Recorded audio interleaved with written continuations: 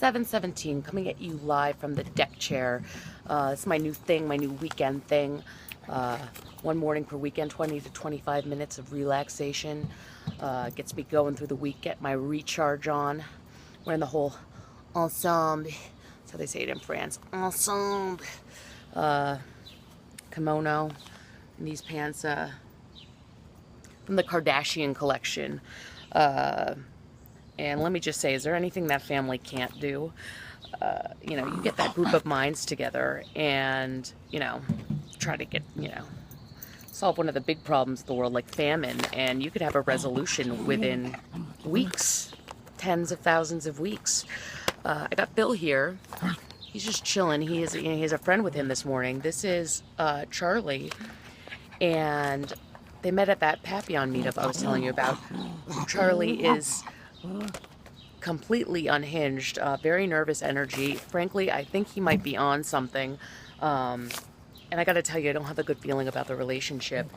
But I've learned from this kind of thing that if you try to keep them apart, that only, draws them together. It's like a Romeo and Juliet kind of thing.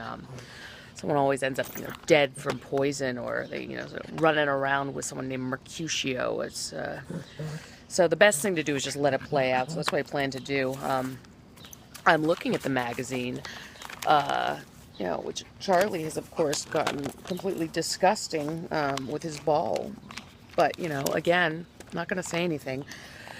One Child, Three Parents. This is a New York Times Magazine. Very interesting article about genetic modification and, sort of modifying the human gene. And I'm going to tell you, if I was creating one child with three parents, my model would be, myself, of course, Beyonce, and Bobby Fischer, because I think the only thing that Beyonce and I combined don't bring to the table is an ability to play chess. So, you get that, it's like a triple threat going on, and, watch out, world.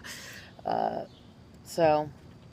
talking about how, this is a way to potentially eradicate diseases going forward. And I say, bravo to the scientific community. So many diseases I would love to get rid of, given the opportunity.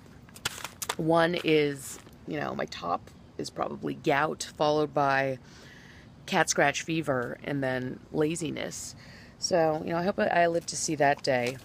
This is an article. It's called Separating the Wheat from the Pasta. This is an article about traveling through Italy without eating gluten, and what a pleasurable experience that can be. And good for them for finally getting the message out there. I'm glad someone's finally talking about this. The truth is that eating gluten is not an essential part of the Italian experience. To say that would be, as limiting as saying that, one of the only things there's to do in France is go to a museum, or, what do you, go to Mexico and just sit on the beach? Very close-minded. So, I'm glad they're talking about alternatives, like other better things to do in Italy besides, just eat a lot of pasta and bread, because there are so many. And they talk, for example, you can eat roasted vegetables. That's one of my favorite things to do in Italy. So, kudos getting the message out. Thanks for that, New York Times travel section. This is a Ralph Lauren. This is an ad campaign. This was supposed to be my campaign originally. It didn't work out, artistic differences, but I think this girl did a terrific job with it in the end. This is big shoes to fill, so good for her. And, I salute you. Got the little sailor cap on. Like that. This is a new thing I've been doing. I've been looking at articles, reading the headlines like this one. Where is it? The CEO is my friend, so back off. And I've been thinking, how would I interpret that if it was said in different voices? Like, it could be like, "Oi, the CEO is my friend, so back off." Or maybe, "The CEO is my friend, so back off." You could do, "The CEO is my friend, so back off." It's an interesting way to look at the world.